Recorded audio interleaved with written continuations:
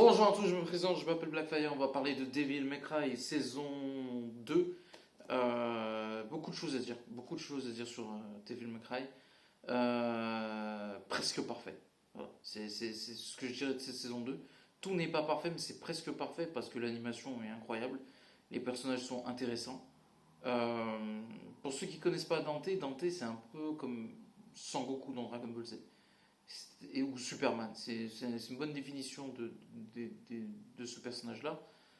Il est super stylé, il est extrêmement fort dans les jeux vidéo. Pour vous donner une idée, vraiment les moments où il est vulnérable, si tu prends le premier jeu, c'est contre Mundus, qui est le personnage, je pense, le méchant le plus fort de tous les jeux pratiquement.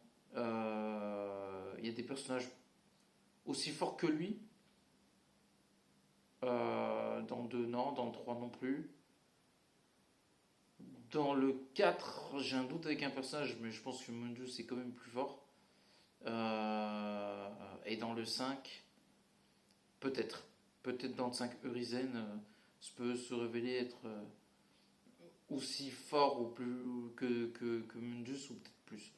Mais pour revenir ouais, à Dante, parce que c'est le personnage qui nous intéresse le plus, à la fois dans les jeux et dans la série, on voit Dante plusieurs fois vulnérable dans les jeux, et pas beaucoup de fois non plus, hein, mais contre Mundus dans le premier, dans le 2 pratiquement il est invincible.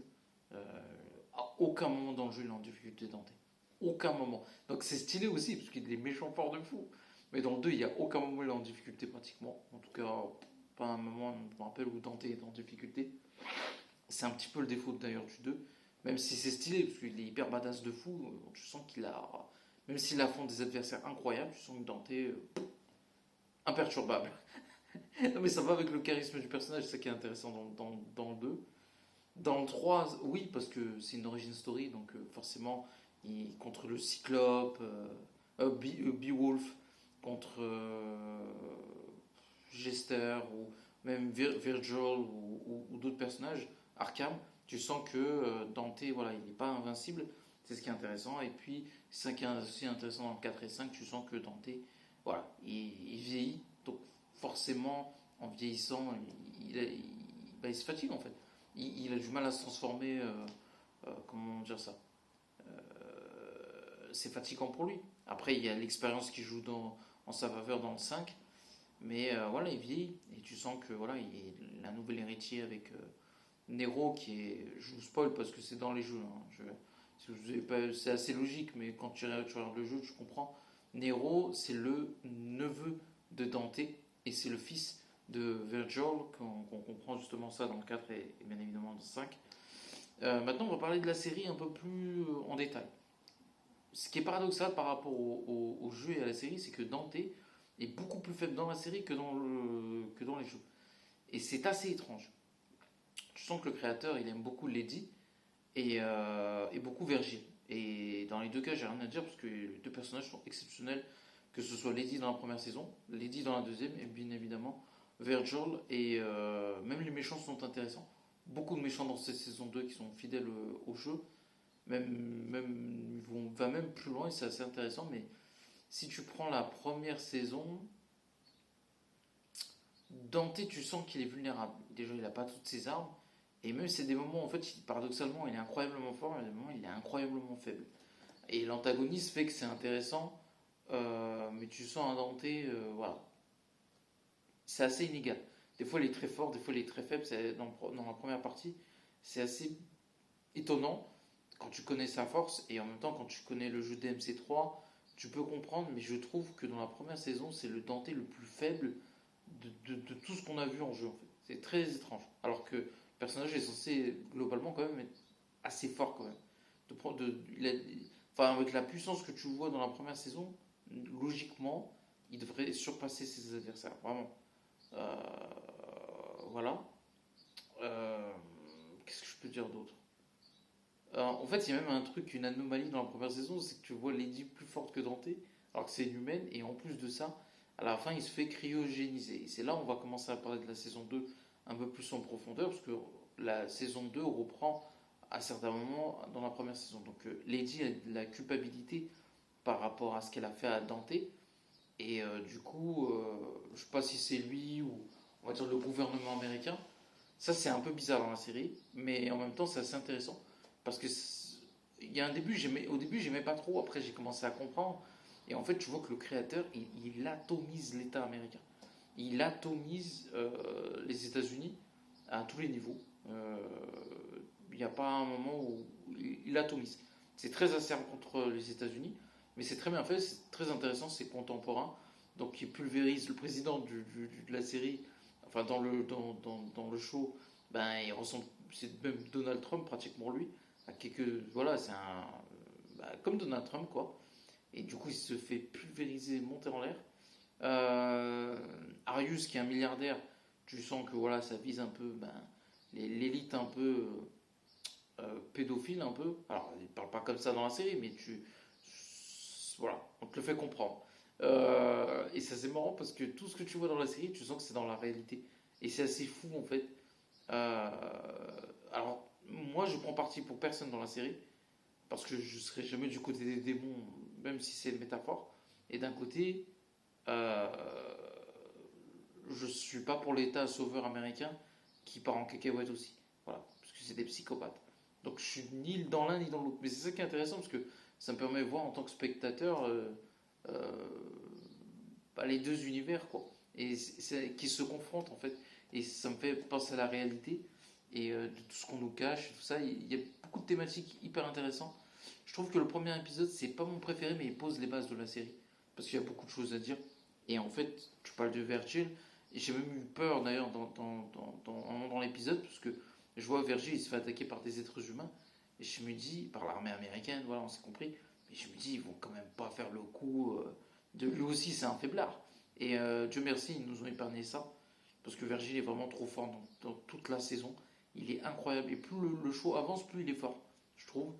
Il y a un combat incroyable entre Dante et Virgile, il est fou. Il y a deux combats d'ailleurs.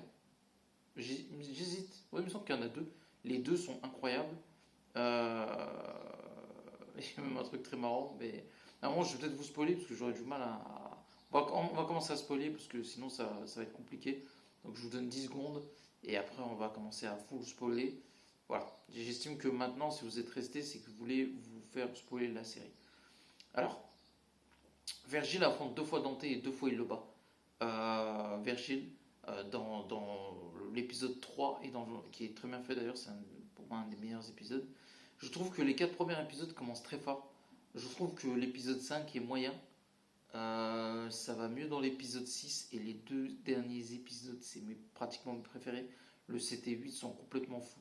Parce que tu vois Dante et Virgile se transformer en étant super forts et affronter Argosax. Et ce qui est fou, c'est que Mundus est exceptionnel, parce que en gros, vous allez comprendre, Mundus, il a fait en sorte de tuer euh, la mère de Dante et il voulait kidnapper les enfants de Sparda, le père.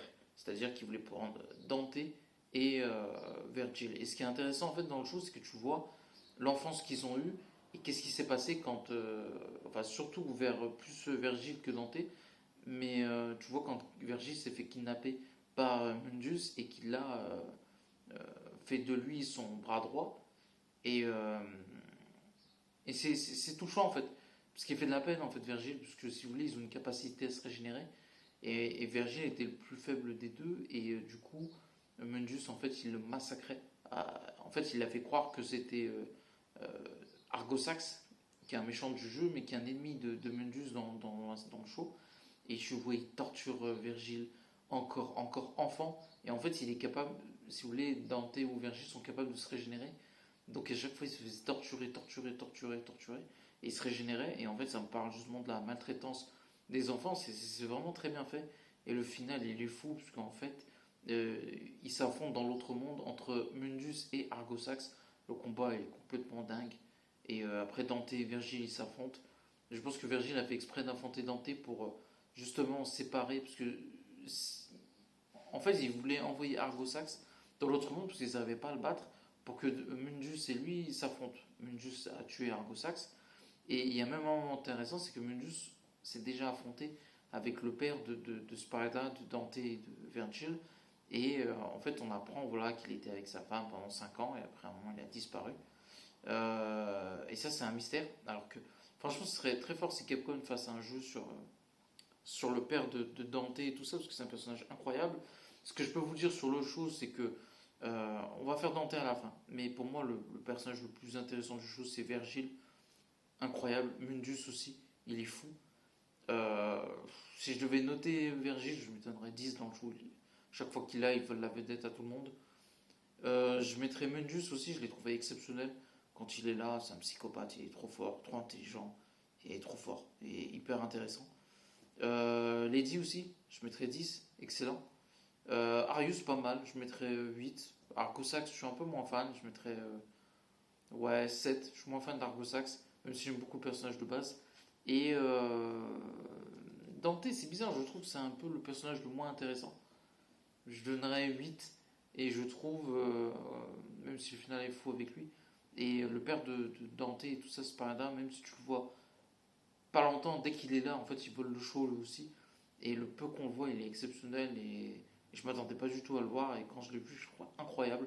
Donc 10. Et je sais pas qu'est-ce que je peux vous dire d'autre, mais vraiment le show là, en tout et pour tout, je dirais 8 sur 10, même s'il y a un ou deux épisodes pas ouf. Je trouve que globalement c'est incroyable, l'animation est folle, c'est super bien écrit, les personnages sont hyper intéressants, la BO est bonne. Euh, En fait, ce qui est bien à la fin, c'est que chacun des personnages fait des choix et qui a des conséquences incroyables en fait. Euh, je spoil, hein, je vous le dis tout de suite, hein. Dante, ben voilà, il finit sur Terre en quittant le monde, l'autre monde, et il finit, je dirais un peu vaincu, même s'il a gagné cette guerre. Lady qui décide de se barrer, une partie de son équipe elle se fait décimer. Il y a une relation intéressante d'ailleurs entre Lady et Dante, mais elle finit par partir faire sa vie. Surtout qu'elle découvre la vérité sur ses parents et tout ce qui va avec. Virgile se bat contre Mundus à la fin, un combat incroyable. Et Arius est vaincu, Argosax aussi.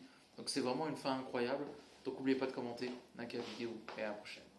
Ciao tout le monde. Je mettrai 8 sur 10 et je pense que la saison 2 est supérieure pour moi que par rapport à la saison 1. Donc n'oubliez pas de commenter, like la vidéo et à la prochaine. Ciao tout le monde.